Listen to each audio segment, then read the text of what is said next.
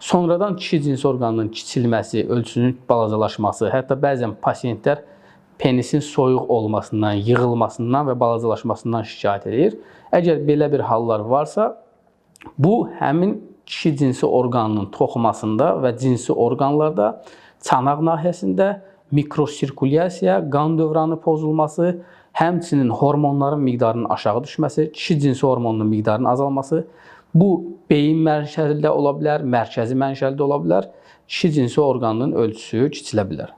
Və kiçilmənin əsas səbəbləri də cinsi orqana qanın yaxşı işləməməsidir.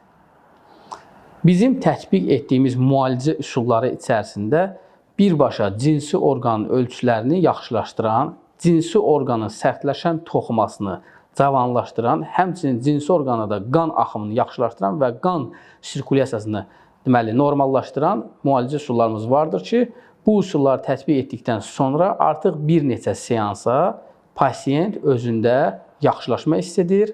Bu həm cinsi orqanın sərtləşməsində, həm də ölçülərin bərpa olmasında və ya ölçülərin böyüməsində aydın görünür. Belə ki, tətbiq etdiyimiz müalicə üsullarının içərisində fokuslaşmış ultrasəs, hansı ki bu prostat vəziyyəti biz bunu eləyirik, həftədə bir dəfə fokuslaşmış ultrasəsin təsirindən prostat vəziyyəti və cinsi orqanlarda iltihab prosesi aradan qalxır, cinsi orqanlarda qan dövranı yaxşılaşır. Həmçinin biz cinsi orqana şok dalğa terapiyası tətbiq edirik. Şok dalğa terapiyası kompressiya olunmuş havanın təsirindən saniyənin milyardda bir hissəsində xüsusi cihaz vasitəsilə yaradılmış zərbə dalğasıdır. Zərbə dalğası penisin sərtləşən toxumasına verilir və sərtləşmə toxumasında mikrotravmalar yaradır. Mikrotravmalardan yeni damarların əmələ gəlməsi prosesi başlayır və neoangiogenez dediyimiz, yəni yeni damar yaranma dediyimiz bir proses işə düşür. Penisin içində growth faktor dediyimiz, böyümə faktoru dediyimiz bir faktor işə düşür və o mexanizmlər cinsi orqanın toxumasını cavanlaşdırır və toxumada böyümə prosesini işə salır. Nəticədə toxuma özü-özünü bərpa edir və həmçinin bu fonda pasiyent özündə sərtləşmənin yaxşılaşmasını və penisin ölçülərinin həm qalınlaşması, həm də uzamasında yaxşılaşmasını hiss edir. Digər bu üsula uyğun olaraq tətbiq etdiyimiz müalicə üsulu penisə zənginləşmiş qan plazmasının aktivləşdirilmiş hüceyrələrini yeritməkdir.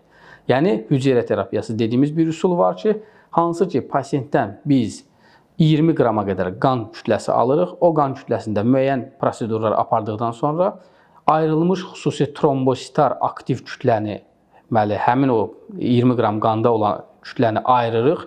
Oradan təxminən 3-4 qrama qədər bizə bioloji material əldə olunur. Nəticədə həmin materialı aktivləşdiririk. Aktivləşdirəndən sonra həmin hüceyrələri penisin sərtləşən toxumasında müxtəlif nöqtələrə, bəlli nöqtələrə yeridirik və bu yeridilmədən sonra müxtəlif vaxtdan sonra, təxminən bir aydan sonra penis toxumasında özü-özünü bərpa prosesi, penis toxumasının sərtləşən hissəsinin yeniləşməsini və cavanlaşmasını artıq müşahidə eləmək olur. Seanslardan sonra pasiyentlərdə penisdə qanlanmanın yaxşı olması, əvvəlki kimi soyuma hissinin olmaması, sərtləşmənin daha yaxşı olması, həmçinin yığılma, büzüşmə, kiçilmə var idisə, bu proseslərin də aradan qalxması müşahidə olunur.